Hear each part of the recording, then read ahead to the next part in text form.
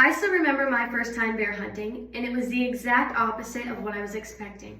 I don't think any words could have prepared me for how it was going to go, and I truly feel it has to be something experienced firsthand. However, I'm going to explain some key concepts so that you can better understand bear hunting. Bear hunting is popular in the UP, with many people pursuing black bears. In the western UP, having the highest concentration of bear harvests.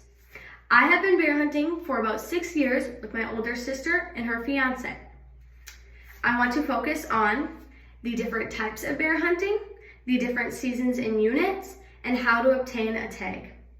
To get started, the 3 different types of bear hunting include bait and still, spot and stalk, and hound hunting. Bait and still is when you sit in a blind or a stand and use a bow or a rifle to wait for a bear to walk into the bait. This is the most calm form of bear hunting. The second form is spot and stalk. This is when a hunter walks and approaches and spots a bear to shoot. This is not as popular in the UP because the bear like to be in the wooded and swampy areas. This is also for more experienced people because of unexpected and difficult shots that need to be taken. The third is hound hunting, which I am familiar with. Obviously for hound hunting, you use hounds and a shotgun. According to Cody Welch, a longtime bear hunter and bear hunting guide, the most common bear dogs include the blue tick, Walker, Plott, red tick, English, and redbone. To bear hunt with dogs, you take them out and bring them to the area that you want to hunt. This is usually by a bait or in the woods.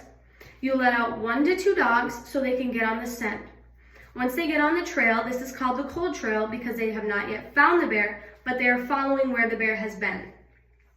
Once the dogs find the bear, we know this by the barking and by looking on the GPS from their collars to see their activity, their barks per minute, and where they're at. At this point, we can decide whether to let out more dogs, which is usually 1 to 4 dogs.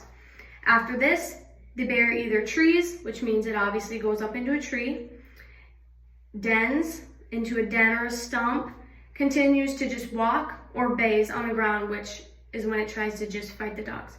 After this, you decide whether you want to shoot the bear or not. You can do this out of the tree or when it's crossing a clearing, but you cannot shoot it out of a den because that's illegal. We usually let the bears go because we've all gotten one, and we just like to let them go and let them grow to be bigger. As you can tell, hound hunting is a physically enduring time. As mentioned in the 2019 Bear Hunters magazine by avid bear hunter Bernie Beringer, physical conditioning is an important part of preparation for hound hunting, as there are many swamps and steep hills that you have to get over, and even getting the bear out if you've harvested it. Now that you understand the different ways in which you can bear hunt, it is important to know when and where you can hunt. According to the Michigan.gov visual of the bear hunting regulations, there are 10 different units in the state of Michigan. These include Gladwin, Baldwin, Red Oak, Drummond Island, Newberry, Baraga, Berglund, Amasa, Gwinn, and Kearney units. As you can tell, the lower half of the Lower Peninsula is restricted from bear hunting. Within these units, there are also different seasons. There can be the minimum of 1 season to the maximum of 3 seasons. This is when you're allowed to hunt. For example, the Kearney unit, which is the one that I hunt in, has 3 seasons. The first season is September 6th through October 21st.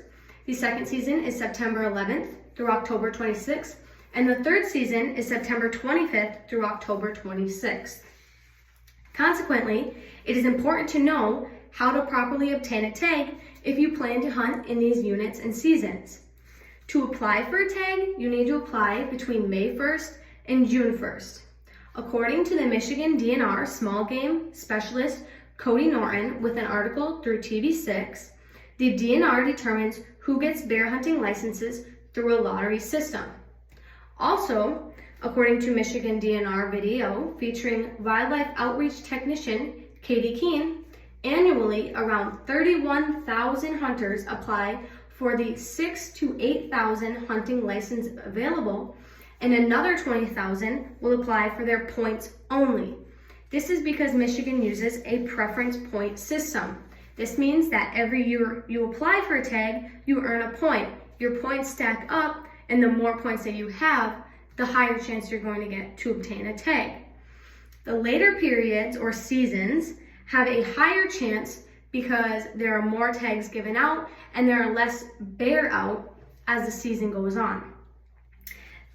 If you do not apply for a bear tag for 5 consecutive years, your points reset. Along with that, the preference points can differ between different units, but they usually range from 0 to 10 plus points depending on the availability of tags and the numbers of hunters. So as you can tell, obtaining a tag for bear hunting can be a long and difficult process, but it is necessary for the protection of the species. In summary, the 3 different types of bear hunting include bait and still, spot and stalk, and hound hunting. There are 10 different units and up to 3 different seasons, making it slightly difficult to obtain a tag. Overall, I hope you understand that even though there are many aspects and components to bear hunting, it is a fun activity to do in the UP, and if you think about doing it in the future, you are now more informed and able to do so.